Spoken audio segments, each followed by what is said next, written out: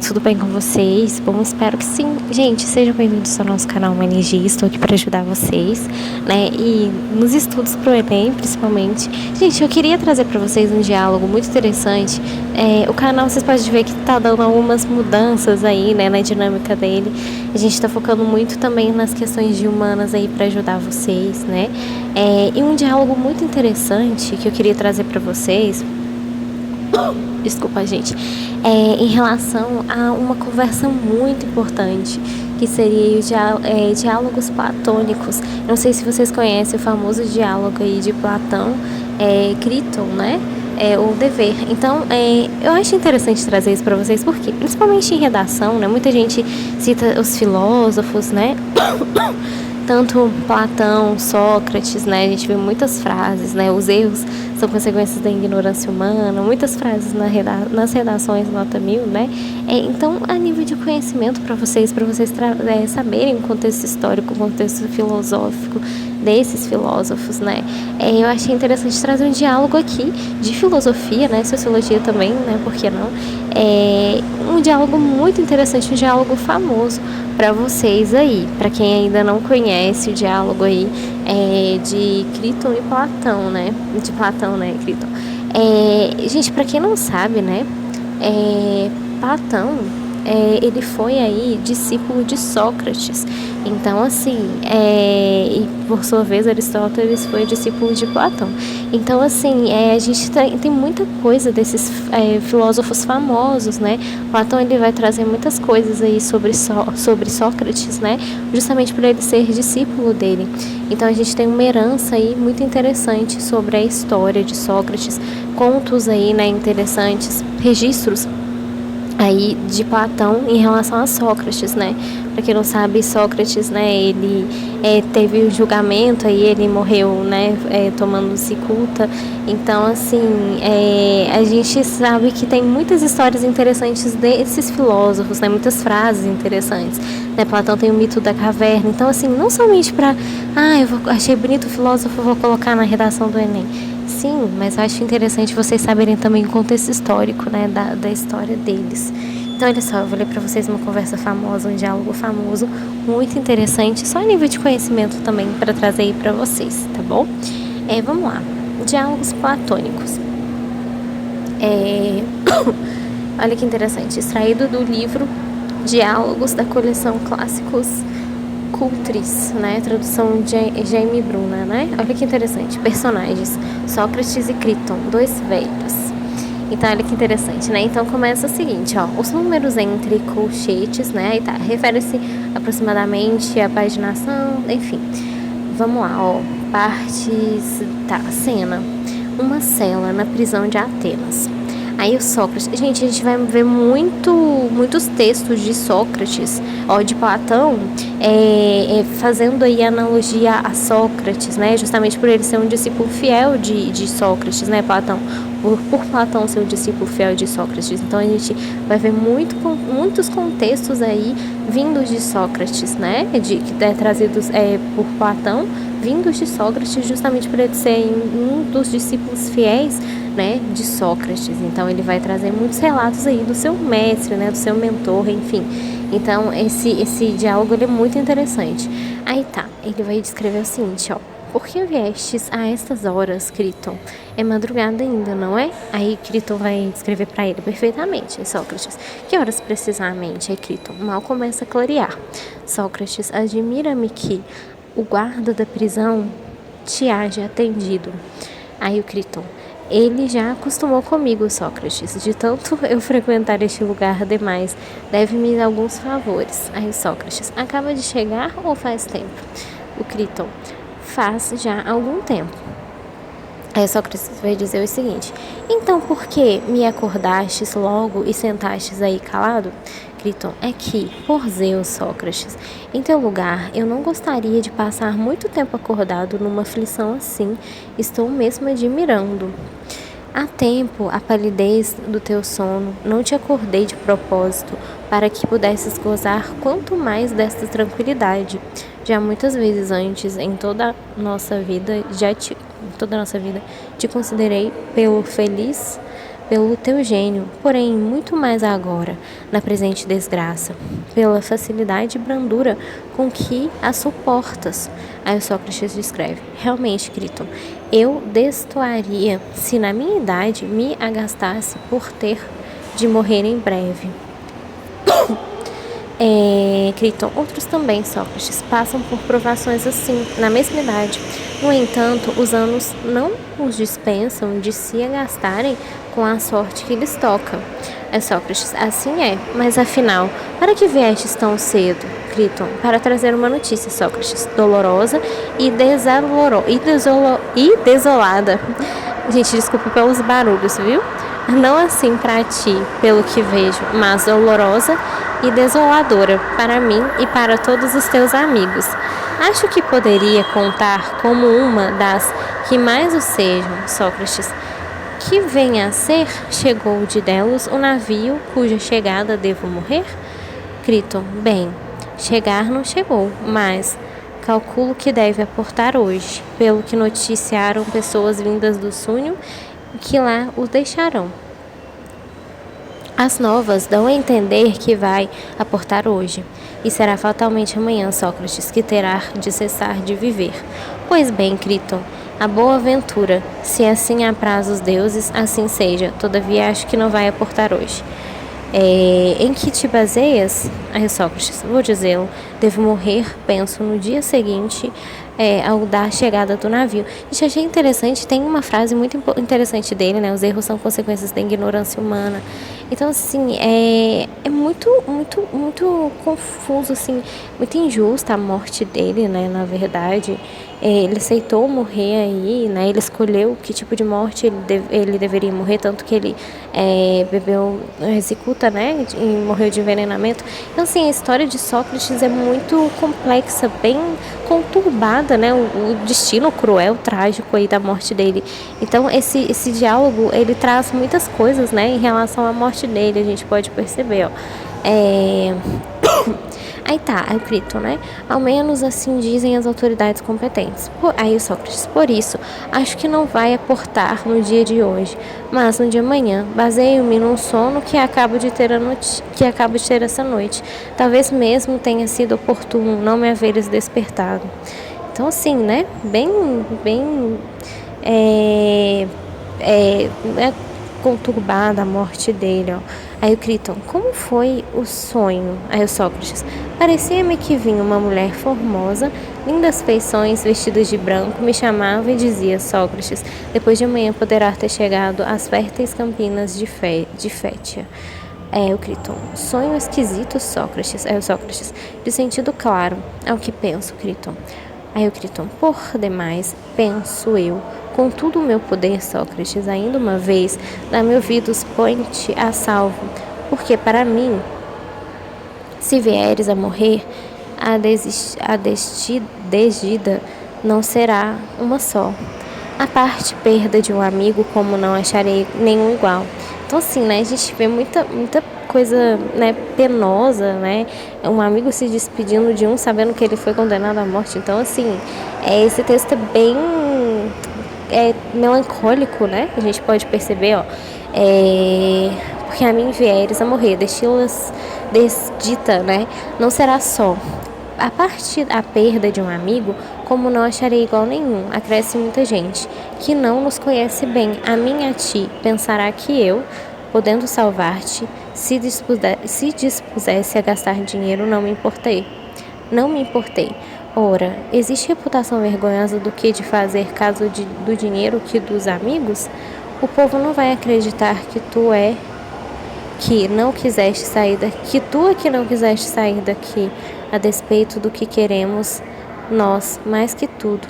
Aí o Sócrates, mas para nós, meu caro Criton, é tão importante assim a opinião do povo? A gente melhor com o que mais importa que nos preocupemos, cuidará que as coisas terão passado tal como se tiveres passado? O Criton, mas bem vês, Sócrates, que não se pode deixar fazer caso também da opinião do povo. Os fatos mesmos de agora dizem claro que é o povo capaz de fazer. não os mais pequeninos dos males, mas como que os maiores. Basta que entre eles se espalhem calúnias contra alguém. Gente, bem interessante esse diálogo e profundo, né? A gente pode trazer aí para nossa realidade, né? A questão aí das calúnias, das injustiças, enfim, muitas coisas nesse diálogo a gente pode trazer para o nosso dia a dia, né? Quantas coisas a gente vê aí na sociedade, né? Então, olha que interessante esse trecho aqui dele, né? Eu achei muito interessante. A gente pode trazer muitas lições aí, né? Até mesmo para nossa vida. Aí o Sócrates, oxalá, Criton, fosse o povo capaz de praticar os maiores males para ser capaz também dos maiores benefícios. Seria esplêndido. Não o é, porém, nem destes, nem daqueles, incapaz de dar o siso, bem como de tirá-lo, ele obra ao sabor do acaso. Criton. Vá lá que assim seja, mas dize-me uma coisa, Sócrates, estás procurando evitar, não é? Que eu e os outros amigos teus, caso saias daqui, venham a ser molestados por sincofantas sobre acusações de subtrair daqui e obrigações a abrir mão de todos os nossos haveres, ou pelo menos de grossas quantias, ou a sofrer, além disso, qualquer outra pena? Se é que isso, se é isso que temes, manda o medo às urtigas. É justo que nós, para salvar-te, escorramos esse perigo, e maiores ainda, se for preciso. Vamos, dá-me ouvidos, e não proceda de outra maneira. Aí o Sócrates, estou evitando isso tudo, Criton, e muitas outras coisas. Aí Criton vai descrever o seguinte, ó. Pois não tenhas esse receio, não é muito dinheiro que certas pessoas querem receber para levar-te daqui e salvar-te. Depois, não vês como são baratos esses sincofantas? Que não seria preciso gastar muito com eles? Os meus haveres estão à tua disposição e acho que são suficientes. Além disso, caso opressivo por mim te pareças, não devas depreender o meu. Aí estão aqueles estrangeiros prontos a gastar. Um até trouxe exatamente para isso dinheiro suficiente. Símias de Tebas, Sebes também está pronto e muitíssimos outros. Por isso, repito, não seja por esses receios que desista de salvar-te, tampouco de embarcasses, de embaraços, como diziam no tribunal, com a possibilidade de partido não teres que viver. Em muitos lugares, mesmo no exterior, onde fores parar, acharás amizade. Se quiseres ir a Tessália, tenho lá hóspedes que te darão grande apreço, te oferecerão segurança, de sorte que ninguém na Tessália te molestará. Demais, Sócrates, acho que cometes uma injustiça entregando-te.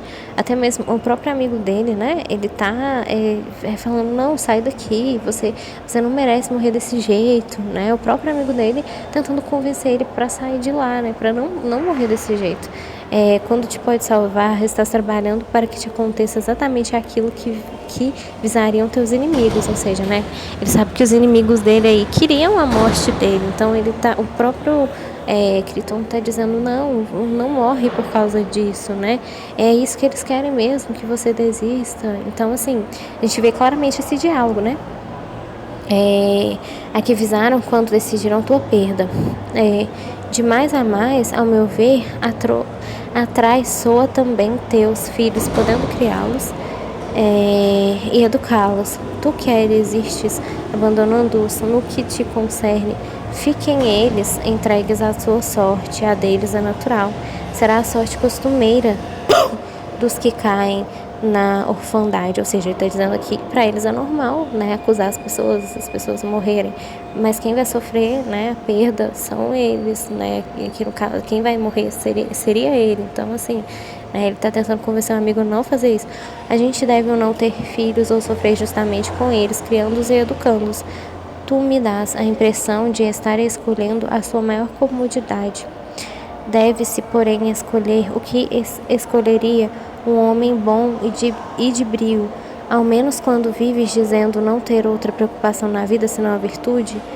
Eu, sabes, tenho vergonha por ti e por todos nós, aos teus amigos, de que atribuam covardia de nossa parte. Tudo o que aconteceu contigo, o teu comparecimento diante do tribunal, quando podia deixar de comparecer, a maneira pela qual o processo mesmo ocorreu, por fim, este desfecho como o mais ridículo da história, a impressão de que nos esqueiramos covardes e sem brio, sem termos providenciado nem nós, outros nem tu, a tua salvação possível e realizável se tivéssemos algum préstimo. Evita, Sócrates, que essa pecha, em acréscimo à tua desgraça, caia sobre ti. Ou seja, ele está dizendo, por favor, não morre, né? Não faz isso. Caia sobre ti ou sobre nós. Vamos resolver-te. Que já não é tempo de resolver, mas de ter resolvido. Só há, porém, uma resolução, e tudo deve estar feito essa noite de hoje. Se nos demorarmos mais, já não será mais realizável nem possível. De toda forma, Sócrates, dá-me ouvidos e não procede de outra maneira. Aí ele vai responder assim para ele, né? Olha só, querido Crito, quão precioso o teu ardor, se há alguma retidão o acompanhasse. Não sendo assim, quanto mais insistente, tanto mais penoso. Temos, pois, de examinar se devemos proceder como queres ou não. Quanto a mim, não é de agora, sempre fui deste feitio. Não cedo a nenhuma outra de minhas razões, senão as que minhas reflexões demonstram-se a melhor, razões que alegava no passado. Não as posso enjeitar agora em vista da minha sorte presente. Elas, se me apresentam como que inalteradas, são as mesmas de antes, as que estou respeitando e acatando. Ou seja, ele está aceitando, né, morrer desse jeito. Então, assim, olha só, se nessas conjunturas não temos outras melhores para alegar, fica certo de que não cederei absolutamente a tuas instâncias, ainda que com mais ameaças que as atuais nos acenem o poderia da multidão, como as crianças com o que espantalho das prisões, mortes e confisco de bens. Como, portanto, faremos tal exame o mais acuradamente possível, será retomada em primeiro lugar aquela razão que alegas a propósito das opiniões. Estávamos certos ou errados ao repetirmos que das opiniões umas devemos acatar, outras não? Antes de eu ter de morrer, era acertado dizê-lo, mas agora se patenteou, não é assim? Que falamos por falar, mas não passava de brincadeira ou futilidade? Francamente, Criton, desejo examinar contigo se aquela razão se nos apresentará um tanto modificada em visa da minha situação ou idêntica, ou se mandaremos urtigas ou lhe obedeceremos. Costumo dizer, creio eu, os que presumem falar seriamente, mais ou menos o mesmo que eu próprio dizia há pouco, que das opiniões os homens formam a umas se deve grande acatamento, a outras não. Aí, pelos deuses Criton, não te pareça uma boa norma? Porque tu, tanto quanto alcançam as previsões humanas, não as estás vias de morrer amanhã, nem poderia ser abalado o juízo pela diversidade presente. Portanto, reflete, não achas acertado dizer que nem todas as opiniões dos homens se devem a acatamento, mas umas sim, outras não? E não as de todos, mas as de uns sim e outras não? Que dizes? Não é com razão que se diz isso? Criton, é com razão, Sócrates. Logo, acatar as boas, não as ruins. Criton, perfeitamente, Sócrates. Boas não são as dos judiciosos, ruins as dos sandeus? Criton, como não? Ora bem, em que sentido se faziam as distinções? Um homem bom, um homem que pratica a ginástica e segue aquela norma, dá atenção ao louvor, à censura, ao parecer de toda a gente, ou somente ao de quem, porventura, é médico ou instrutor de ginástica? Criton, só o deste, Sócrates. Assim, deve temer as censuras e folgar com o louvor de único e não da multidão. Criton, evidentemente, Sócrates. Deve, não é assim. Conforme as suas práticas, seus exercícios, sua alimentação, sua bebida, somente com a opinião do mestre entendido, preferência e de todos os demais juntos. Criton, assim é. Sócrates, bem, se desobedece àquele único, se desacata ao seu parecer e o seu louvor para atender ao que diz a multidão, que de nada entende, não sofrerá nenhuma consequência ruim? Como não? Qual é a consequência ruim que a extensão tem onde atinge o desobediente? Agriton está se vendo que no corpo, porque é este que ele arruína. Aí o Sócrates, né? Dizes bem, portanto, Criton. Para agora, não passamos tudo em revista, com tudo mais se dá ao mesmo. Agora, quando o justo e ao injusto, ao feio e ao belo, ao bem e ao mal, objetos de nossa deliberação, devemos nos seguir a opinião da multidão e temê-la, ou a do único, se algum existe entendido, a quem devemos respeitar e temer mais do que todos os demais juntos? Se não obedecemos ao qual corromperemos e danificaremos aquilo que melhora como justiça e se arruína com a injustiça?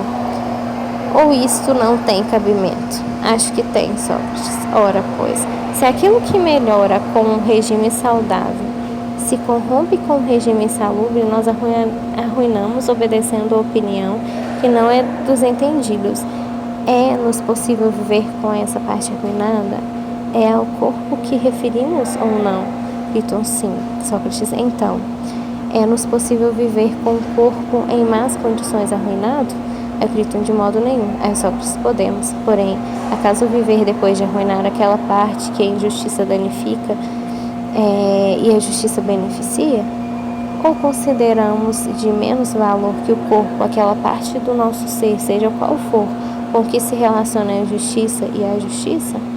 De modo nenhum. Aí o Sócrates, de maior valor então, Criton, muito maior. Aí o Sócrates, né? Logo, meu excelente amigo, não é absolutamente com o que dirá de nós a multidão que nos devemos preocupar, mas com o que dirá a autoridade em matéria de justiça e injustiça, a única, a verdade em si. Assim sendo, para começar, não apontas o caminho quando nos prescrevem que nos inquietemos com o pensamento da multidão a respeito do justo, do belo, do bem e dos seus contrários. A multidão, no entanto, dirá alguém, é bem capaz de nos matar. Aí o Criton, isso é claro, Sócrates, haverá quem diga. Aí o Sócrates, de certo, mas, meu admirável amigo, essa razão que acabamos de rever ainda me parece substancialmente a mesma de antes. Examina também se continua de pé para que este outro princípio que não devemos dar a máxima importância ao viver, mas ao viver bem. Interessante, né? Aí Criton continua. Sócrates, e que viver bem, viver com honra e viver conforme a justiça é tudo continua de pé ou não? Continua. Por consequente, partindo desses princípios nos quais concordamos, devemos averiguar se é justo que eu tente sair daqui sem permissão dos atenienses ou injusto. Se provar que é justo, tentemos, se não, desistamos. As condições que o aduzes de dispêndio de dinheiro, reputação, criação de filhos, Criton, cuidado, não sejam, na realidade, especulações próprias de quem, com a mesma facilidade, mataria e, se pudesse, se ressuscitaria sem nenhum critério em saber a multidão. Nós, porém, pois que assim reside a razão, não sujeitemos a consideração nada além do que há pouco dizíamos. Se será procedimento justo dar dinheiro aos que me vão tirar daqui, suborná-los, nós mesmos promovendo a fuga e fugindo, ou se, na verdade, procederemos com injustiça em todos esses atos e se provar que cometeremos injustiça, não será absolutamente mista em indagar se devo morrer, ficando quieto aqui, ou sofrer qualquer outra pena antes de praticar como injustiça. Criton, acho que falas com acerto, Sócrates. Vê, pois, o que devemos fazer. Sócrates, vejamos juntos. Meu caro, se puderes de acordo modo refutar-me, refuta-me e obedecerei. Se não, cessa deste logo, meu boníssimo amigo, de insistir ao mesmo assunto, de que preciso sair daqui contrariando os atenienses, porque dou muita importância a proceder com o teu assentimento e não o mau grado teu. Vê, pois, se te parecem satisfatórios os argumentos básicos desse exame e procura responder à minha pergunta com maior sinceridade, pois não procurarei. Aí Sócrates, asseveramos que, Não se deve cometer injustiça voluntária em caso nenhum, ou que em alguns casos se deve, em outros não, ao que de modo algum é bom nem honroso cometê-la, como tantas as vezes passadas conviemos, e é o que acabamos de repetir. Porventura, todas aquelas nossas convenções de antes se entornaram nestes poucos dias e durante tanto tempo. Criton, velhos como somos em nossos graves entendimentos, não nos demos conta de que diferíamos das crianças? Ou, sem dúvida alguma, é como dizíamos, quer o admita a multidão, quer não. Mas, ainda que tenhamos a experimentar momentos que ainda mais dolorosos, quer mais suaves, procedimento injusto, em qualquer hipótese, não é sempre para quem tem um mal e uma vergonha? Afirmamos isso ou não? Então, aqui no caso, ele está concordando morrer, né, gente? Olha só. Aí o Criton afirmamos, aí o Sócrates, né? Logo jamais se deve proceder contra a justiça. Aí o Criton jamais, por certo. Aí o Sócrates, nem mesmo retribuir a injustiça com a injustiça. Como pensa a multidão, pois o procedimento injusto é sempre inadmissível. Parece que não. E daí? Devemos praticar maldades ou não, Criton? Criton, não devemos, sem dúvida, Sócrates. Adiante, retribuir o mal que nos fazem é justo, como diz a multidão justo? Absolutamente injusto. Aí Sócrates, sim, porque entre fazer o mal a uma pessoa e cometer uma injustiça não há diferença nenhuma. Diz a verdade. Em suma, não devemos retribuir a injustiça, nem fazer mal a pessoa alguma, seja qual for o mal que ela nos cause. Nossa, que lição, hein, gente? Olha que lindo que ele diz aqui. Em suma, não devemos retribuir a injustiça, nem fazer o mal a pessoa alguma, seja qual for o mal que ela nos cause. Print. Gente, que lindo. Nossa. Cautela, porém, Criton, ao admitires esses princípios, não faças em contradição com o teu pensamento, pois sei que essa opinião é que será de alguns poucos. Entre os que os adotam e os que repelem não existe ânimo comum. Fatalmente, se quererão mal aos outros, haverem os propósitos uns dos outros. Portanto, considera muito bem tu, se comungas a minha opinião, se concordas comigo e se nossa deliberação da gente seria diálogo, tá? Partirá do princípio de que jamais é acertado cometer injustiça, retribuí-la, vingar pelo mal que fazemos o mal que nos fazem, ou se diverges, e não comparticipas do princípio. Quanto a mim, essa é a opinião minha antiga, que ainda agora mantendo tu, porém, se tens outro sentir, fala, dá-me a conhecer e se preserva no de outrora, presta atenção ao que aí decorre. Preserve, concordo contigo, por isso prossegue. Aí o Sócrates, né? Passa então a decorrências, ou melhor, pergunto se uma convenção que se firmou com alguém, sendo justa, deve ser cumprida ou traída. Aí o Criton, deve ser cumprida. Aí o Sócrates, daí presta atenção, saindo daqui desobedientes à cidade, lesamos a alguém, logo a quem menos devemos lesar ou não?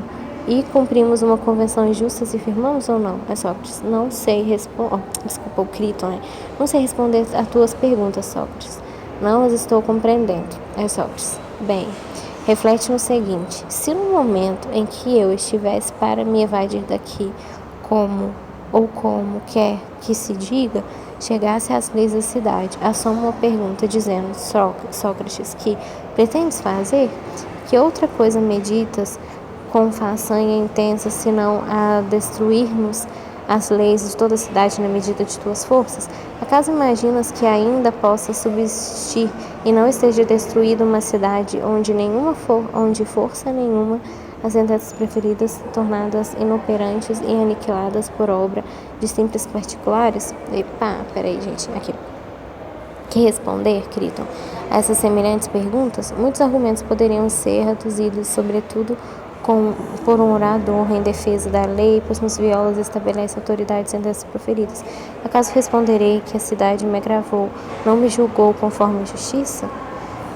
Direi isto? Direi o quê? Aí o Criton, isso mesmo, por Zeus ou Sócrates, a ele. E se então as leis disserem, Sócrates, o que convencionastes conosco foi isso? o que submetereis às sentenças que às cidades proferistes? Se me admirassem dessa pergunta, diriam talvez: Sócrates, não te admires de nossas perguntas, mas responda-nos, porque tu também costuma lançar mão de perguntas e respostas. Vamos, pois, qual queixa contra nós, contra a cidade que te move a nossa destruição? Para começar, não fomos nós que demos nascimento, e não foi por nosso intermédio que teu pai deposou tua mãe e te gerou? Dize, aponta algum defeito àquelas dentre nós que regulam os casamentos? Acha que não estão feitas? Não aponto defeitos, diria eu. Então, nas que regulam a criação e a educação do filho que também recebestes, aquelas que nos regem a matéria ao mandarem que teu pai te ensina música, ginástica, não fizeram acerto? Fizeram, diria eu. Bem, depois de nascestes, que te criariam, que te educaram, poderiam de começo negar-nos pertences como filhos do nosso escravo, assim tu com teus antecedentes, e assim julgas ter ao menos os mesmos direitos que nós? Julgas ter direito de fazer represária o mesmo que tentamos fazer de ti? Ora, em face do teu pai não terias mesmos direitos, nem em face do teu amo. Se amo tivesse para retalizar. Epa, peraí, gente. Do teu pai, do teu amo. Só um minutinho, gente. Saiu aqui. Um diálogo na frase dele, ó. Isso. Do teu pai e do teu amo. Cadê, gente? Já tá acabando, tá? Achei interessante esse diálogo. Assim fizeram ser represário, tá? Represária, ora, face do teu pai teria os mesmos direitos que fizeram para revidar Deus, tá? Golpe por golpe, para outros esforços, mas em face das leis tentaremos destruir-te, por assim achamos de justiça. Terás o direito de tentar da tua parte também, dentro de tuas forças, destruirmos, em desforra a nós as leis e a pátria? E dirás que, assim procedendo com obras de justas, tu verdadeiramente tomas virtude a sério? Que sabedoria é tua, se ignoras que acima de tua mãe, teu pai e os outros antecedentes, a pátria mais respeitável, mais venerável, mais sacrossanta, mais estimada dos deuses e dos homens sensatos?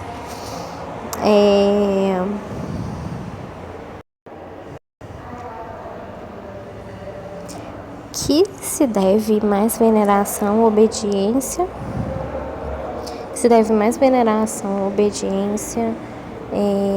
gente, obediência, isso.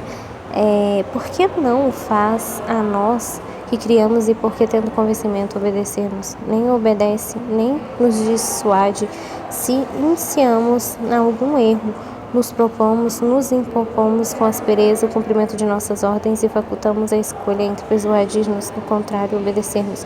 Ele, porém, não faz de nenhuma coisa nem outra. Tais são os crimes, Sócrates, em que puseres às práticas o teu plano, se declaramos em curso mais do que os outros atenienses. Se então eu perguntasse como assim, talvez ralhassem comigo com razão, dizendo estar mais do que os outros atenienses, preso aquele compromisso para com elas. Diriam dispostos, Sócrates, de fortes provas de que nós, a cidade, somos do teu agrado. Tu não terias assistido nela mais do que todos os outros atenienses, se ela não te agradasse mais do que todos. Mas nem para essa festa jamais saíste da cidade, salvo uma única vez para que os jogos de Istambul, nem para qualquer lugar exterior, a não ser como combatente. Nem outras viagens jamais empreendestes como os demais, nem te deu vontade de conhecer cidades ou outras leis. Mas nós em nossa cidade haveremos bastado tal ponto, preferias que convinhas em seres cidadãos sobre a soberania, nossa soberania. Por sinal que até geraste filhos nela, dando a entender a cidade te agravarias. Demais mesmo, durante o processo, se quiseres, podia obter a condenação ao exílio e fazer então com o consentimento da cidade, o que pretendes fazer agora sem ele. Então, bravateavas tu que não te revoltarias. Se houvesses de morrer, ao contrário, preferias como declaravas a morte ao exílio, mas agora não fazes honras àquelas palavras, nem hesitas na tentativa de aniquilar a nós. As leis? Fazes o que faria o mais vil dos escravos, tentando fuga contra ele acha que no caso, né, de fugir, que não seria justo, né, olha só, contra as convenções de acordo pelos quais obrigastes conosco os deveres de cidadãos, né, não seria, né, uma atitude de cidadão. Respondo-me a primeira pergunta, é verdade que dizemos quando afirmamos que te obrigastes aos deveres de cidadão sobre o nosso império, não em palavras, mas de fato, ou é mentira? Que hei de dizer a isso, Criton? Posso discordar? Forçadamente que não, Sócrates. Aí o Sócrates, que fazes, diriam? Se não adear às convenções, é acordo convosco firmate, sem coação, sem engodo, sem urgência de resolver tempo exíguo, mas através de 70 anos durante os quais era facultado emigrar, se nós desprezaríamos e descobrissem serem injustiças as convenções, mas tu preferistes nem Esparta nem Creta, que vivem dizendo dotadas de boas leis, nem qualquer outras cidades gregas estrangeiras daqui, não te afastas mais do que os coxos, os cegos, outros mutilados, tantos mais dos que outros atenienses, te agradava a cidade, bem como nós as leis, evidentemente, pois a que agradaria uma cidade com exceção das leis. Agora, porém, não manteis os compromissos? Sim, Sócrates, tu se manterás, se nos atenderes, e não te sujeitará ao ridículo de abandonar a cidade.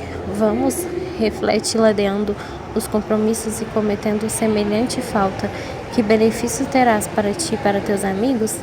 Que teus amigos também correrão perigo? Serem exilados, privados da cidadania e de teus bens. Está fora de dúvida, quanto para ti começar a partires para uma cidade mais próxima, digamos Tebas ou Megara, que ambas têm boas leis. Ali encontrarás Sócrates como inimigo de tuas instituições, todos quantos zelam por tuas cidades te olharão de través, como um destruidor das leis consolidará a reputação dos teus juízes. De sorte parecerá haver-te julgado escorreiramente, porque todo violador das leis bem pode ter dito como corruptor dos jovens e dos levianos. Ou acaso evitaras a cidade de boas leis e dos homens morigerados? E valerá a pena viveres com esse comportamento? Ou entrarás em contato com eles e discorrerás sem acanhamento sobre o que, Sócrates? Sobre teus assuntos daqui?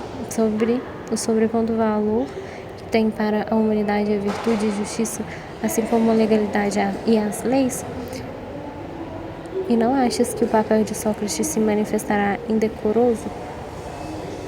Tendes a achar. Admitamos que, afastando-se desses lugares, vá para Tessália, para junto dos hóspedes de Criton, porque lá sobeja a desordem e a licença, e quiçá gostariam de te ouvir contar como foi a cômica a tua fuga da prisão, travestido mentido no surrão com couro, noutro disfarce habitual dos evadidos e dissimulando esse jeito que é teu.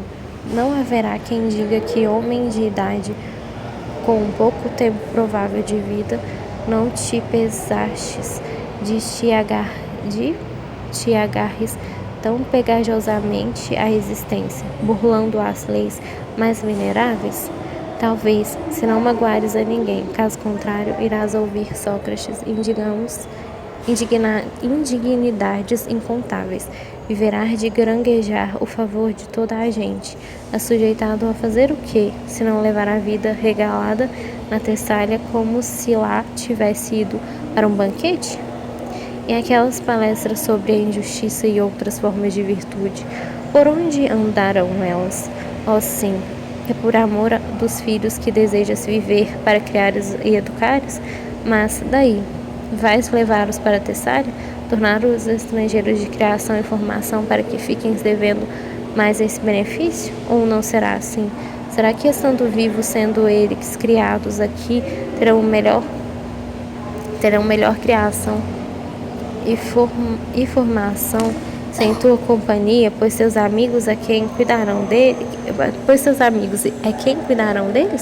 Então, se partires para Tessália, eles cuidarão, mas onde cuidar se partires para Hades?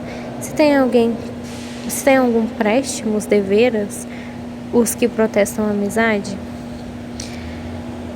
Olha só, confuso, né? Ele tá aceitando aqui, né, no caso, morrer, ó. Há de admitir que sim. Não, Sócrates. Ouve-nos a nós que te criamos. Não sobreponhas a justiça, nem teus filhos, nem tua vida, nem qualquer outra coisa, para que, chegando ao Hades, possa alegas todas essas justificações perante os que lhe governam. Está claro que, com aquele procedimento, aqui não será melhor, nem mais justo, nem mais pio para ti, nem para nenhum dos teus, nem lá será melhor quando tiveres chegados, presentemente partirás. Se partires vítimas de injustiça, não nossa das leis, mas dos homens, se porém te evades, retribuindo assim vergonhosamente a injustiça, o dano com o dano, logrando próprios compromissos. Nossa, olha as últimas frases dele, né? Olha só o que ele vai descrever aqui. Essa parte aqui, ó. Se partires vítimas da injustiça, não nossa, das leis, mas dos homens, se partires vítimas das injustiças, ou seja, se ele morrer vítima da injustiça, né? Olha só, agora, aqui no caso, né? Se porém, ou seja, ele tá querendo dizer aqui, se ele faz o contrário, seria vergonhoso para ele se ele fugisse, né? Ele tá aceitando aqui, no caso, a gente vê claramente que ele tá aceitando aqui ser condenado, ele tá aceitando a morte dele, né? A gente vê no diálogo que estão dizendo, não vai embora, não, fuja com a gente, tipo assim, não aceita esse destino para você. E aqui ele tá aceitando, né? Porque seria honroso para ele a morte. Então ele tá aceitando aqui a morte dele perante as leis, né? Olha só. Ou seja, que ele está dizendo partires vítimas da injustiça de nossas leis. Aí depois, se porém, né, ele está dizendo aqui, para ele não fugir, se porém vai retribuindo assim vergonhosamente a injustiça, o dano com o dano, logrando os próprios compromissos de acordo conosco, em detrimento daqueles que menos devias lesar, de ti próprio, teus amigos, da tua pátria, e nós, enquanto viveres, estaremos indignados contigo, e lá embaixo nossas irmãs, leis do Hades, né, não hão de acolher com benevolência sabedoras de que procurastes arruinar, na medida de tuas forças. Não posso mais, Criton, persuadir-te a fazer o que ele dirá com força do que nós. Essa recriminação, Criton, meu querido companheiro, fica certo. Parece-me que estou ouvindo, tal como aos coribantes, parece que estarem ouvindo sons de flauta, é a ressonância mesma dessas palavras que zumbi o meu íntimo, e não me deixa ouvir outrem. Por isso, acredita-me tanto quanto crê agora o que disseres em sentido diverso, dilo-ás em vão. No entanto, se espera algum resultado, podes falar. Criton, não, Sócrates, não tem o que dizer. Ou seja, né? Ele não tem mais como convencer ele a partir, né? Porque a partir assim, a fugir, né? Porque de tanto que ele fez o diálogo, ele disse que seria honroso para ele morrer. Então, assim, o Criton não teve mais argumentos como convencer ele para fugir, porque ele já estava aceitando a própria morte, né? Que para ele, para Sócrates, seria honroso, segundo as leis, né? Morrer aí, segundo as leis que eles atribuíram, né? O julgamento da morte dele ainda que sem sentido, né, gente? Aí ele escreve assim, ó: então desistem, Criton, procedamos daquela forma, porque tal é o caminho por onde a divindade nos guia. Ou seja, né, gente, é interessante esse texto, por quê? Para quem não conhece a história de Sócrates, né, muitas pessoas citam aí nas redações, mas é interessante vocês conhecerem as histórias dos filósofos, né? Tanto que esse diálogo foi reescrito, aliás, por Platão, que foi um dos discípulos de Sócrates. Então, assim, aqui no caso, depois do julgamento dele, né, antes dele morrer aí, esse diálogo foi antes da morte dele. Então, assim, a gente vê claramente que ele seguia muito, ele era uma pessoa justa, e aqui no caso Sócrates, por ele ser justo, ele aceitou morrer, ele aceitou o julgamento dele ao fugir, né, ele não quis fugir. Ele aceitou, né, ao destino dele. Então a gente vê claramente que os amigos dele, aqui no caso Criton, queria que ele fugisse, né, os últimos diálogos aqui, e não, Sócrates foi firme, ele disse, não, eu vou morrer por honra, por justiça, não seria certo eu partir, né, eu fugir do meu destino. Então, assim, a gente vê claramente ele aceitando a própria morte dele, né. Então, assim, gente, a história de Sócrates, né, é bem, quer ver? Eu vou ler pra vocês uma coisa. Porque que eu queria falar um pouquinho sobre Sócrates, que eu acho muito interessante a história dele. Inclusive, olha só, créditos aí ao site Lei Redação Nota 1000, né? Teve redações Nota 1000 que citaram as frases de Sócrates. Então, assim, é interessante a gente conhecer um pouquinho sobre os filósofos, né? A história deles a fundo, né? Mais do que citar apenas uma frase em redação, né? Eu achei linda, muito interessante essa redação, né? Que o candidato, né, citou, a candidata, né, no caso, citou a frase dele, né, segundo Sócrates, os erros são consequência da ignorância humana. Isso atribui muito, né, ao julgamento dele, a muitas coisas que ele vivenciou. Então, assim, tem todo um sentido, né, essa frase foi atribuída a ele, mas, assim, tem todo um sentido a história dele. Então, por isso que eu achei interessante trazer esse diálogo para vocês, né, sobre ele, para vocês entenderem sobre a história dele. Gente, Sócrates foi um grande filósofo, tanto que os livros, as obras de Platão foram, ele, sendo discípulo fiel dele, foram totalmente dedicadas a ele. Então a gente vai pegar aí filosofia, né, sociologia, a questão da filosofia, a gente vê muitos textos de Sócrates, justamente por Platão, seu discípulo fiel. Tanto é que esse diálogo de Sócrates e Críton foi aí descrito por Platão. Então, só um pouquinho para vocês conhecerem um pouquinho da história dele. Esse vídeo ficou longo tudo, mas eu achei interessante vocês não só fazerem questões de Enem, não só fazerem redações, mas saberem um pouquinho da filosofia e da sociologia, né? Sobre esses grandes nomes, né? Você escuta sobre Sócrates, beleza, mas qual que é a história dele, né? É interessante vocês saberem, né? Acredito que muitos no ensino médio já devam ter estudado a história dele, mas só para trazer para vocês um pouquinho sobre essa história, né? Então, gente, só um pouquinho aqui para vocês sobre Sócrates. Quem que foi esse filósofo, gente? É só um pouquinho que eu vi um probleminha. Então, gente, olha só, desculpa um barulho um pouquinho, né? Quem que foi Sócrates? A figura de Sócrates, né? Então, olha só que interessante. Ele foi aí, inclusive a gente tem várias frases atribuídas a ele, uma famosa, né, que muita gente sabe aí. Então, gente, eu gosto de Sócrates, que ele é um filósofo muito humilde, né? Olha a frase dele, só sei que nada sei. Então, assim, essa frase, ela tem muito significado, né? Se a gente for analisar, um filósofo com toda a sabedoria que ele tinha, ele afirma não saber tudo. Então, assim, acho que se todos tivessem a humildade de Sócrates, né? O mundo seria de menos pessoas narcisistas, de menos pessoas soberbas, né? Porque ele está afirmando aqui, tem um pouco de humildade nessa frase, né? Que todos os saberes que ele tinha, na verdade, não são todos. Então, assim, ele era humilde. Eu gosto de Sócrates justamente por essas frases dele, né, atribuídas a ele, né? Então, gente, essa frase ela é muito interessante, né? Olha só sei que nada sei. E o fato de saber isso me coloca em vantagem sobre aqueles que acham que sabem alguma coisa. Então, realmente, gente, essa frase é muito interessante, né? Tem muita humildade nisso, porque nem todo ser humano nasce sabendo tudo, né? A gente sempre vai ter algo a aprender, sempre vai ter coisas a se buscar. Então é muito interessante, né? Além da humildade de Sócrates, que eu achei interessante essa frase dele, né? Que a gente percebe claramente a humildade dele de admitir que não sabe tudo, né? E isso é fato do ser humano. Ninguém nasce sabendo tudo, né? Então, por isso que eu acho bem interessante. Gente, só resumindo para não ficar muito longo o vídeo, se vocês quiserem podem adiantar aí, mas só foi uma aula de Sócrates aqui para vocês.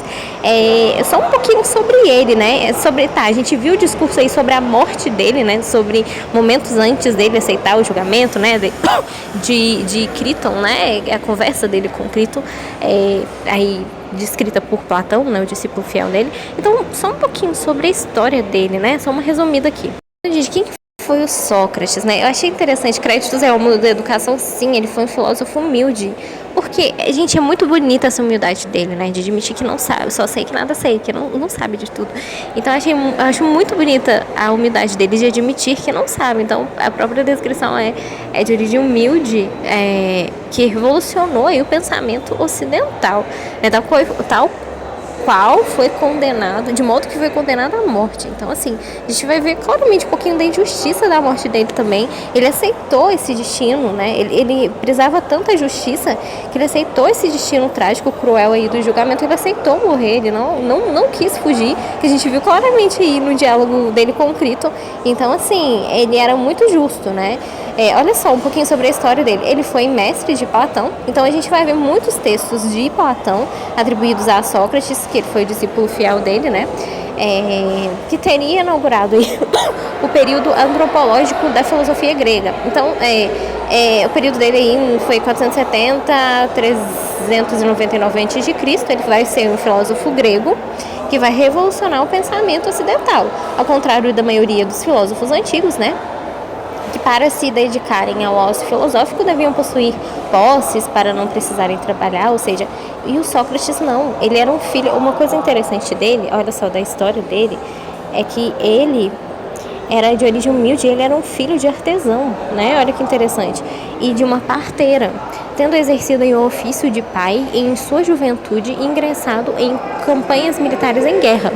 Olha só, dentre essas guerras, a guerra de Peloponesco, né, em que Sócrates aí ele vai lutar, que ele vai se destacar aí, ó, em destacamento, né, em 439 a.C., em outro por volta de 10 anos, ele foi um soldado corajoso de grande resistência física, e ele vai obter benefícios e características da cultura ateniense para os jovens, né, vai ser envolto aí em práticas de esporte, na formação científica e política, né, que vai conferir aí o pensamento e sua personalidade questionadora. Então, assim, ele vai se tornar filósofo, né? A história dele é muito interessante, né? Olha só, ele vai ficar conhecido aí por ter iniciado o período da filosofia grega, né? Que vai ser o famoso período socrático aí, ou antropológico, né? Vai ter surgido aí com uma nova saída em relação aos estudos dos filósofos anteriores, classificados como pré-socráticos, né? A filosofia vai passar aí, a partir de então, abordar questões essencialmente humanas, por ele ter passado por muita coisa, né? Olha só, interessante as questões advindas em relações humanas, do convívio da sociedade, principalmente a justiça, tá? A gente vê muito disso nos diálogos dele, a questão de justiça. O bem também, e a moral e a verdade. Então a gente vai perceber claramente discursos muito sobre esses assuntos, esses aspectos, discursos aí socráticos de Sócrates, né? Olha só, os seus biógrafos, né? Certa vez aí, eles contam que certa vez aí, ainda na juventude, ele vai visitar o templo de Apolo, né, o Sócrates, na cidade de Atenas, onde ele vai ficar aí marcado pelas inscrições entalhadas no pórtico, né, do templo. Conheça-te a ti mesmo. A famosa frase dele, tá, gente? Não tem só sei que nada sei, não. Ele tem aquela também, conheça-te a ti mesmo, né? Ou seja, para o ser humano se conhecer. Então, essas frases não foram tiradas do nada, né? Elas têm um significado por trás. Então, elas são bem interessantes. Ó, essa máxima do autor aí tocou o filósofo fazendo perceber que qualquer conhecimento posterior ao mundo requeria antes um conhecimento de si mesmo. Então, são bem interessantes as frases dele, né? Ele vai afirmar isso em ignorância, dizendo que a frase que, segundo ele mesmo definia, só sei que nada sei. Então, olha só, eu gosto muito dessa frase, né? Tem um pouco... Tem humildade nessa frase, é isso que torna ela linda, né? Ele não é um filósofo arrogante, narcisista, né? Que no caso a gente vê claramente a humildade de reconhecer as suas limitações como ser humano, né? Que de fato todo ser humano é limitado, ninguém nasce sabendo tudo, né? Só sei que nada sei. Então é um reconhecimento aí, ó, de caráter de questionado sábio. Pô, esse reconhecimento da ignorância leva à busca pelo saber, ao passo de que a soberba intelectual leva à estagnação. É exatamente isso, tá, gente? Exatamente isso que eu quis dizer pra vocês. Então é muito interessante. Desculpa, gente.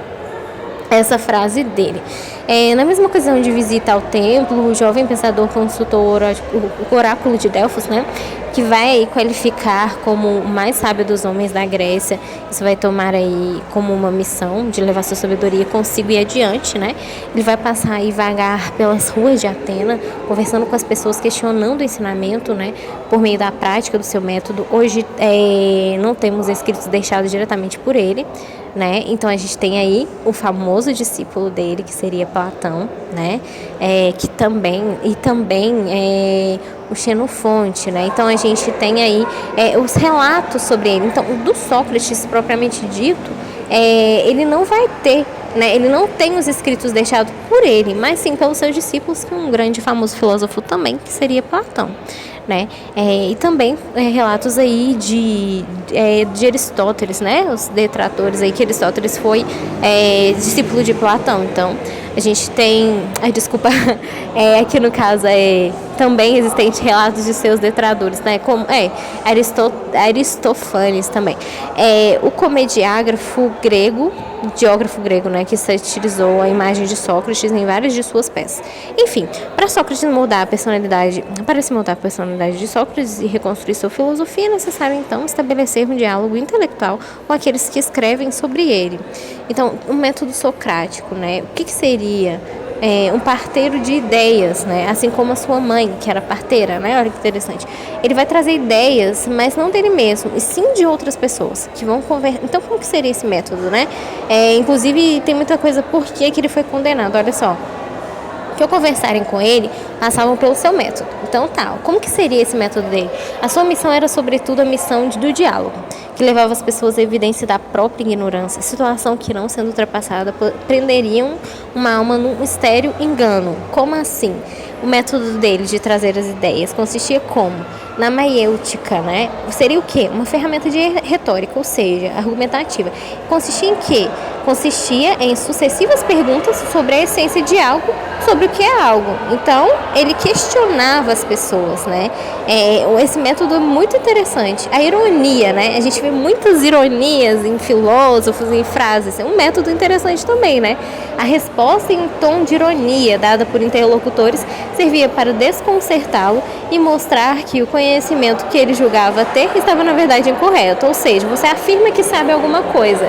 Aí eu contraponho aquilo, fazendo você duvidar de seus próprios argumentos, né? Porque sempre vai ter um questionamento, sempre vai ter uma dúvida. Prova disso a frase "só sei que nada sei". Então você não tem um pensamento concreto se você não tiver provas, até porque você pode mudar suas opiniões, né? Sobre aquilo. Algo que você diz como verdade hoje, você pode depois questionar. Então, seria métodos interessantes também, né? O método socrático, que vai conferir aí uma missão de êxito, né? Que vai levar a sabedoria aos atenienses, e ele foi um dos primeiros a tornar a questão pela essência das coisas o assunto filosófico, e lutando contra o relativismo sofístico, falou da necessidade de se defrontar com as opiniões, com a verdade, né? Sobre Atenas, né? Ele nasceu na época do ouro em Atenas, então tendo vivido aí as heranças de Solon e Péricles, né? A democracia grega e o florescimento cultural e político, tudo ficou conhecido pela posteridade. Nessa época, a atividade filosófica grega tinha sido iniciada em alguns anos, né? Sofistas como Protágoras e Górgias, né, já prestavam seus serviços aos jovens atenienses, e a política era um assunto de todo cidadão grego. Então lá eles já dominavam a política, né? O sistema político aí vai permitir que todos os cidadãos pudessem legislar e participar do judiciário como membros do júri, o que necessitava de preparo, né? Sócrates aí vai ser um homem que teve destaque por ter buscado esse preparo, grande entender da política, de filosofia da sociedade, né? Então a gente vê muito ele em filosofia e sociologia, né? Um pensador que vai beneficiar aí de cada aspecto que a cultura de sua época poderia fornecer aos cidadãos, né? E como soldado também ele vai servir aí coragem, né? Ímpar as campanhas em que participou, mas na mesma coragem que o campo de batalha aparecia em sua imagem na vida pessoal, o que fez angariar, né, algumas inimizades diante de qualquer forma de governo, de qualquer autoridade constituída, né? Sócrates vai prestar a primeira obediência aos ditames da sua própria consciência. Então, despertando a curiosidade e a amizade dos jovens, ele vai e a ira dos mais velhos. Então, olha só, ele era uma pessoa que questionava muito, e isso aí por ele ser uma pessoa, né, extremamente questionadora, né, de destaque, ele vai aí provocar a ira de pessoas, né, a inveja das pessoas, né? Olha só, a ira dos mais velhos, dos políticos e dos mais ricos, né? Então, olha só, ele vai ser vítima de perseguição política. Então, isso tem muito a ver com a condenação dele, né, gente? Tanto que a condenação dele foi tanto quanto injusta, né? E ele mesmo aceitou esse tipo de condenação, porque para ele era justo. Então, assim, né, ele vai ser vítima aí de perseguição política, né? Nos consequentes julgamentos e na condenação e a morte. Então, gente, a morte dele, ela tem um quadro muito interessante, que seria o famoso quadro, né, da cena da morte de Sócrates, né? Olha só, deixa eu ler aqui um pouquinho para vocês entenderem, né? Porque o que aconteceu na morte dele? Por que ele foi condenado? Né? Muita gente, por que o Sócrates bebeu cicuta? O que aconteceu? Por que ele foi condenado à morte, né? Por que ele teve essa morte trágica? O que levou a isso? Então, esses seriam os questionamentos, né? Olha só, a morte de Sócrates, algo importante aqui, ó. Após gerar incômodos e burburinho, né, entre pessoas influenciantes em Atenas, então Sócrates ele era assim revolucionário, né, naquele período, né, ele questionava, isso provocava inveja, né, ira de muitas pessoas, né. Imagina, né, uma pessoa questionar, não, mas você deve questionar aquilo que você diz como certo, como verdade, tanto que a frase dele só sei que nada sei. Então, assim, pensa na ira das pessoas que tinham argumentos próprios e que não aceitavam opiniões diferentes. Então, pensa num revolucionário que tentava mudar isso, né? Seria Sócrates. Então, olha só, ele vai gerar, claro que ele vai gerar incômodo aí, né, entre os influenciantes em Atenas, né? Ele vai receber uma acusação que partiu aí, principalmente do poeta Meleto, né, e do político orador aqui no caso Anitus, né, a reconhecer a acusação era grave, não reconhecer os deuses do Estado, introduzindo novas divindades e corromper a juventude. Então ele foi acusado de não reconhecer os deuses, porque assim, ele tinha sua opinião própria. Então para eles isso era um crime, né? Não reconhecer os deuses de Atena, dos estados lá, né? E isso aí vai significar que o pensador, né, já passado dos 70 anos de idade, seria julgado por um júri. Então as leis eram muito rígidas, muito cruéis, né? Aí ele foi julgado e passado por um júri aí, composto por outros cidadãos da polis, e sua pena aí seria definida a partir do julgamento, né? Os relatos do julgamento de Sócrates podem ser conferidos aí no diálogo entre Platão, né, que seriam os seus discípulos fiéis aí, né? A apologia de Sócrates e também a defesa de Sócrates, que também é o discípulo do pensador Xenofonte, né? No ano de 399 a.C., o tribunal dos Eliastas, né? Construído por cidadãos provenientes de 10 tribos que compunham a população de Atenas e escolhidos por meio da tiragem da sorte, reuniu-se com 501 membros. Difícil tarefa aguardava os juízes julgar Sócrates, porque, claro, gente, Sócrates era uma pessoa de destaque, né? E claro que ele incomodava os atenienses, né? Nesse período, as pessoas, né? Nesse período, então, as figuras importantes, né? E ele teve um julgamento, né? Aguardava os juízes para julgar. Conhecida, mas controvertida figura, cidadão admirado e enaltecido por alguns, particularmente pelos jovens, era entretanto criticado e combatido por outros que nele viam uma ameaça. Tá vendo, gente? Tem muita inveja também, né? Eles tinham muita inveja e viam ameaça nele por ele questionar, né? Ele tinha esse espírito questionador, né? Na polis, um elemento pernicioso à juventude, né? O trecho citado, claro, em um ambiente que todos são donos da razão, né? Você ter um questionador, para eles isso seria uma afronta, né? Por isso que ele foi julgado e condenado injustamente, ó. O trecho citado acima reforça a tese de que Sócrates foi julgado e condenado por não se deixar levar, então olha só, pela ordem estabelecida, mas sempre questionar o conhecimento como correto. Então ele questionava, né, gente, se isso era realmente certo. Então, por isso que provocou aí essa ira aí, né? No tribunal em que o filósofo foi julgado, a defesa ficava por conta do réu. Ao contrário do que muitos réus faziam na época, Sócrates não lançou apenas apelos misericordiosos, então ele aceitou esse destino cruel aí desse julgamento, né? Utilizando sua posição social, sua família e seus filhos como meio de comover os membros do júri. Essa prática é vista pelo direito hoje como uma tática falaciosa. Trata-se de um argumento ante misericordium, ou apelo para misericórdia, que não apresenta uma estrutura lógica argumentativa, mas tenta vencer pela emoção. Ele vai se recusar aí a tecer esse tipo de defesa por considerar um apelo à misericórdia, seria quase uma aceitação da denúncia. Então ele vai manter-se firme aí, apresentar argumentos que contradissessem as falas de seus acusadores, porém essa atitude não foi suficiente para que ele fosse absolvido. Claro, eles queriam a morte dele, né, gente? Condenado pela maioria dos votos, cabia a Sócrates a fixar a sua pena, ou seja, aceitar, né? Mileto queria a pena de morte, o exílio, que seria também um exílio político. A vida que Sócrates não queria para ele, que a gente vê claramente nesse discurso aí que a gente lê de Platão, né?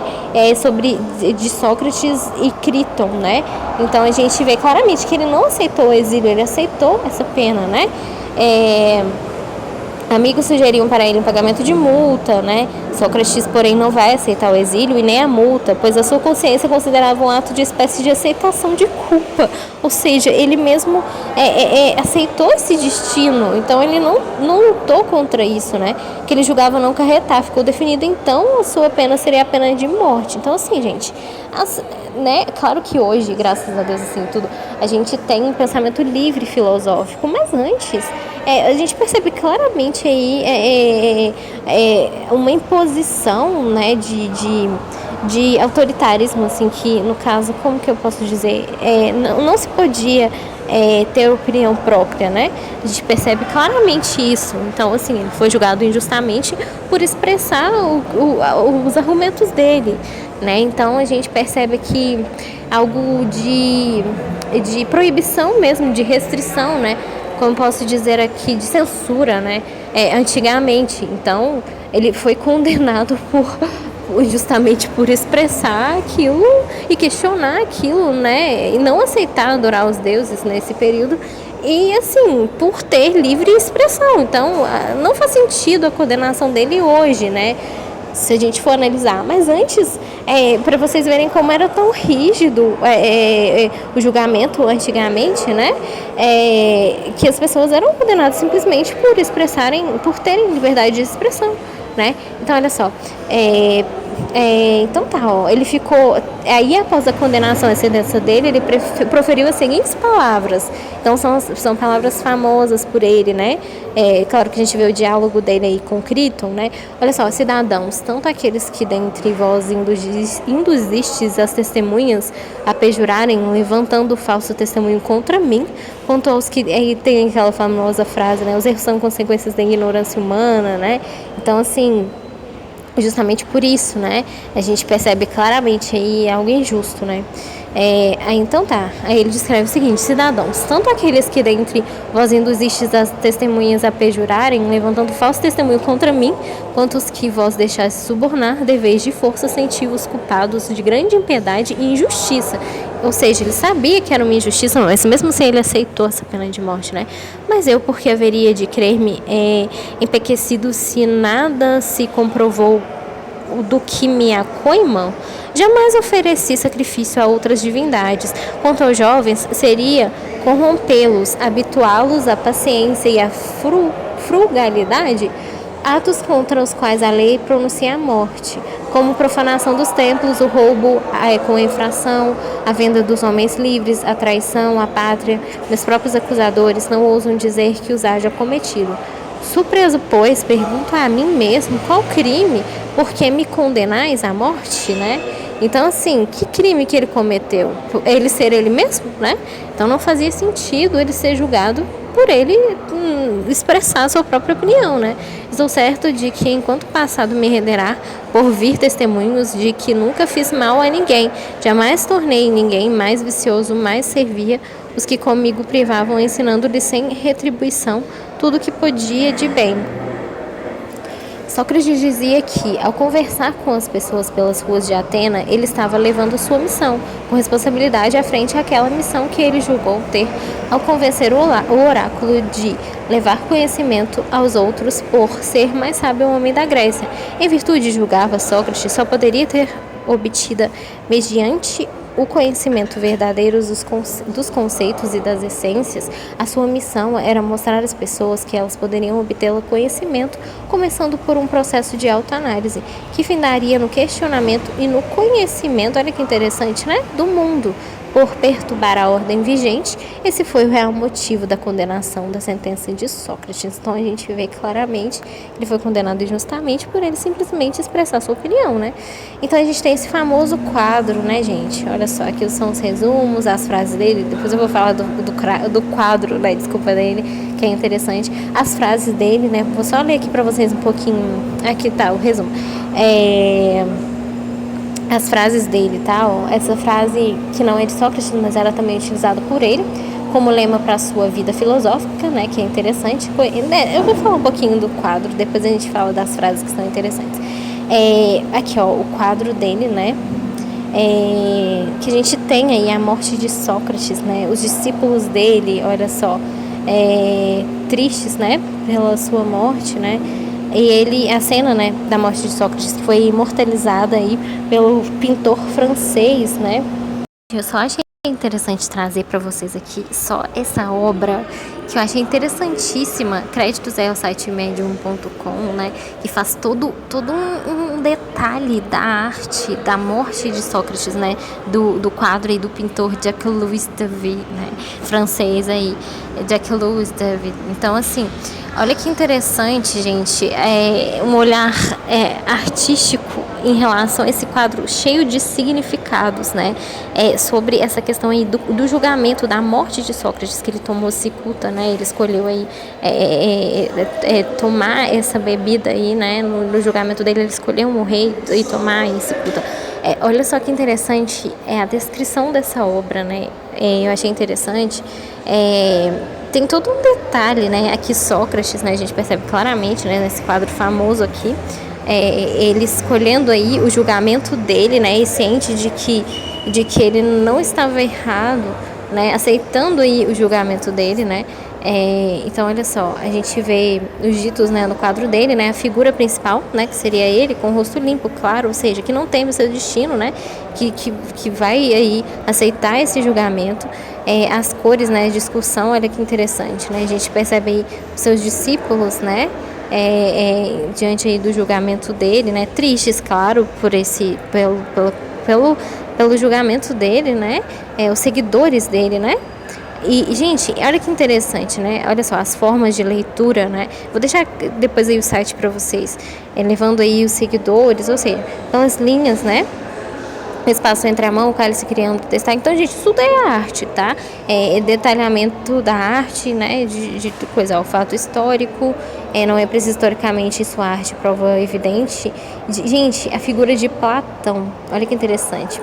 Embora Jacques não identifique personagens, é possível estipular de acordo com os relatos históricos dele. Então, gente, olha só, como uma mulher no fundo, a esposa de Sócrates. Então, olha só, a gente percebe aqui, ó, deixa eu ver se não tem como aumentar para vocês.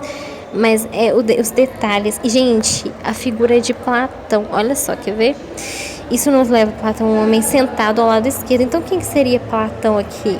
Ele vai estar sentado ao lado esquerdo como um homem velho. Gente, Platão não era velho, tá? Olha só, olha que interessante. Apesar de ser apenas um jovem na época, assim também como não chegou a presenciar a morte de seu mestre, isso foi um erro ou foi proposital? Ou seja, nesse quadro, ele retrata Platão, o pintor aqui, né, o Jacques, ele vai retratar Platão como um velho de costas para o julgamento. Ou seja, olha que interessante, né? Isso aí nada seria Sócrates, ou seja, porque os relatos de Sócrates, né, foram feitos por Platão, pelo seu discípulo fiel. Então, assim, nada seria Platão complementa Sócrates, né? Ou seja, seus relatos não seriam relatados, né? Não haveria a vida de Sócrates se não fosse por Platão, que relatou Porque Sócrates, ele não deixava registrado algo. A história dele foi toda contada por Platão. Então, olha que interessante a figura de Platão. Ele vai ser esse daqui, ó, né? Esse velho aqui atrás, né? Contando o seu julgamento. Então, olha que interessante, né? Todo o sentido dessa obra. Então, você passa a ver uma obra de arte com uma visão mais diferente, mais detalhada, né? Com significado, né? Então, olha que interessante. Esse daqui será Platão, retratando aí a história do seu mestre, né? Do julgamento do seu mestre.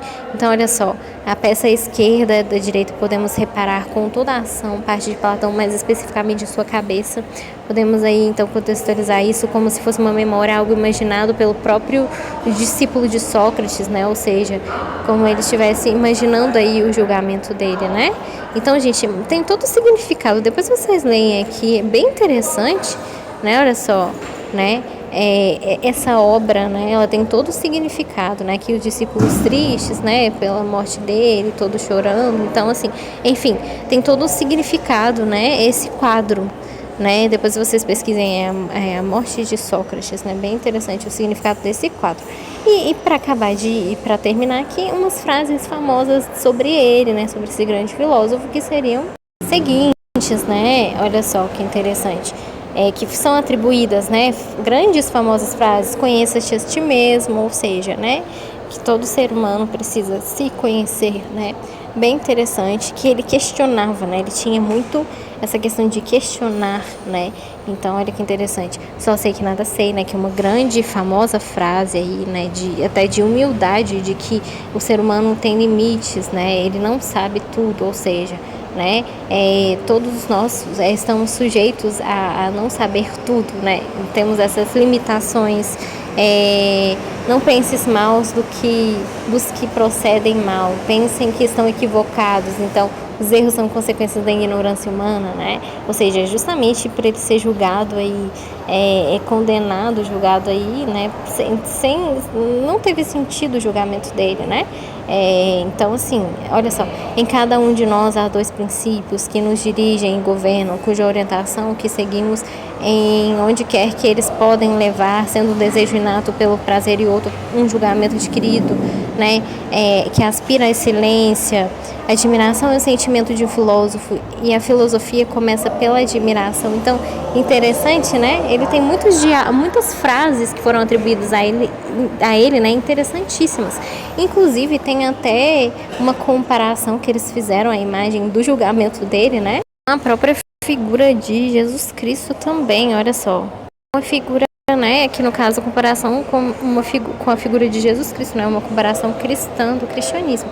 Por que, gente? Porque a morte de Sócrates, né, foi um julgamento aí injusto, né, digamos assim, né, aqui no caso na figura de Jesus Cristo também é a figura cristã, que eles fizeram essa comparação, justamente por esse quesito, né, ele ser condenado injustamente e aceitar essa morte aí, né, a gente tem um discípulo chorando, né, lamentando aí, ele tomando a bebida, que no caso que seria o veneno, né, de uma planta, né, a cicuta. Então, assim, a gente percebe claramente aí o julgamento dele, com os seus discípulos aqui, né, aqui também, né, a gente vê claramente uma morte injusta de uma figura importante que revolucionou aí nessa época e teve um julgamento aí e um destino trágico, né. Então, seria exatamente essa comparação. Gente, é muito interessante a história de Sócrates, né? A gente pode perceber aí claramente muitas coisas interessantes. Ele deixou pra gente aí muitas coisas interessantes, né, nesse quesito. Então, é interessante vocês estudarem um pouquinho sobre esse filósofo, não só para citarem frases bonitas, né, nas redações, mas saberem um pouquinho da história dele, né, gente? O que tem por trás dessas frases, o que tem por trás desses quadros, o que tem por trás da história dele, né?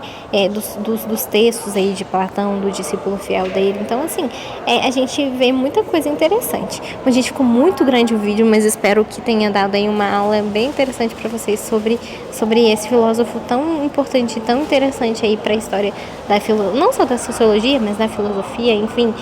Espero de verdade ter ajudado vocês, tá bom? E até os próximos vídeos aí. Belezinha? Espero que vocês tenham entendido um pouquinho aí sobre quem foi esse filósofo, tá bom? E as frases, né? De onde vieram essas frases, o sentido delas, né? Então, né, como diz Sócrates, né? Vou colocar aqui para vocês, só sei que nada sei, ou seja, como assim? Que o conhecimento ele é imenso. Então, assim, a gente nunca pode se julgar superior, né? A gente tem que ter a humildade. A gente aprende muito com ele a humildade, né? De não se julgar superior aos outros. E saber que o ser humano, ele tá sempre em constante busca do conhecimento. E a gente nunca sabe tudo, né? A gente tem que ter... Eu acho interessante que ele traz aquela herança de que a gente tem que ter aquela humildade para saber que somos limitados, né? Que a gente sempre está aprendendo algo novo, tá bom? Então é isso, gente. Espero ter ajudado com esse vídeo para vocês e bons estudos aí, tá bom? Até o próximo vídeo.